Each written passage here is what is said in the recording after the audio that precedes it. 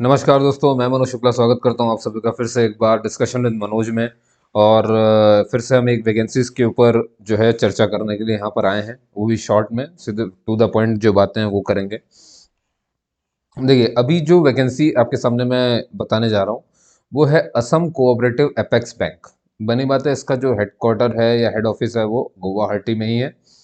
इन्होंने assistant post के लिए एडवर्टाइजमेंट दिया हुआ है। ठीक है, असिस्टेंट की जो टोटल पोस्ट है वो 120 निकाली है इन्होंने, ना टोटल पोस्ट इतनी है। ठीक, ये टोटल पोस्ट हो गई। जो एज का क्राइटेरिया है, एज का क्राइटेरिया 21 मिनिमम, और जो ये मिनिमम है और मैक्सिमम आपके 34। क्या ये सबके लिए? ये सबके लिए, ये सबके लिए बोला उन्होंने। ठीक है, इतना ही नहीं, इन्होंने ये तक कह दिया कि भैया जो फीस है ना वो भी सबके लिए फिक्स है, 650 रुपये सबके लिए है। क्लियर है? एजुकेशन क्वालिफिकेशन में, एजुकेशनल क्वालिफिकेशन में इन्होंने कहा है आप बस ग्रेजुएट होने चाहिए, है ना। लेकिन एक बात और कही है कि 45% मार्क्स से और आपके पास कंप्यूटर नॉलेज बहुत अच्छा होना चाहिए, यानी कि समझ जाओ कि कंप्यूटर प्लस कंप्यूटर नॉलेज।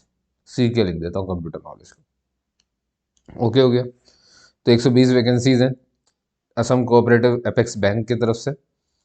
पे स्केल आपका ये रहेगा, देखो जरा ध्यान, सेलेक्ट हो गए आप तो 18,000 से शुरू होगा और 68,000 तक जाएगा, जो भी आपको फिर इसमें क्रॉस पे वगैरह जुड़ जुड़ करके अलाउंस वगैरह सब मिल करके जो भी बनेगा वो सेकेंडरी बात है। सिलेक्शन कैसे होगा?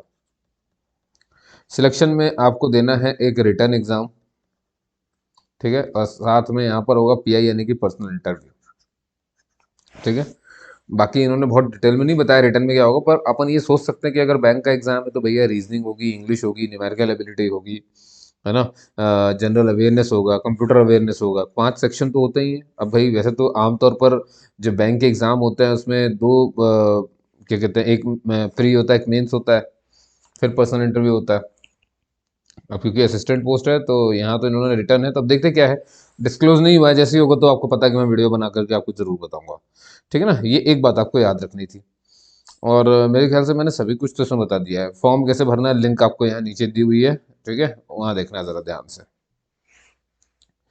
तो बस काफ़ी है मेरे ख्याल से, कैसे अप्लाई करना है ये सब ठीक है। और सिलेक्शन क्राइटेरिया मैंने बता दिया, पहले रिटर्न एग्जाम होगा, उसके बाद आपका पर्सनल इंटरव्यू हो जाएगा, है ना। वेबसाइट यहाँ पर दी, जो नीले नीले में दिख रहा है ना, ये वेबसाइटें दी हुई हैं, तो इनमें से किसी में भी आप जाकर के उसको चेक कर सकते हो।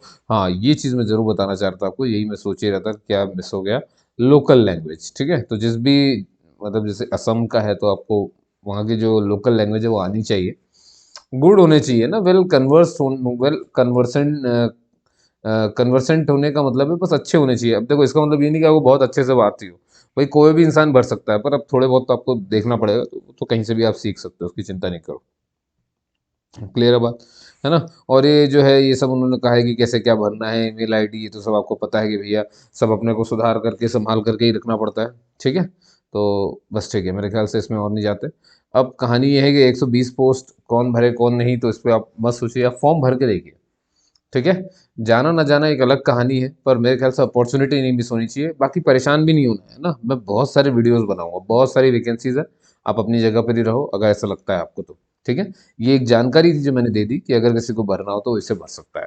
ठीक है, तो ऐसे वीडियोस के लिए आप जुड़े रहिए मुझसे। ठीक है, तो यहाँ पे अलविदा लेता हूँ और आपके अच्छे दिन की शुभकामनाएं करता हूँ।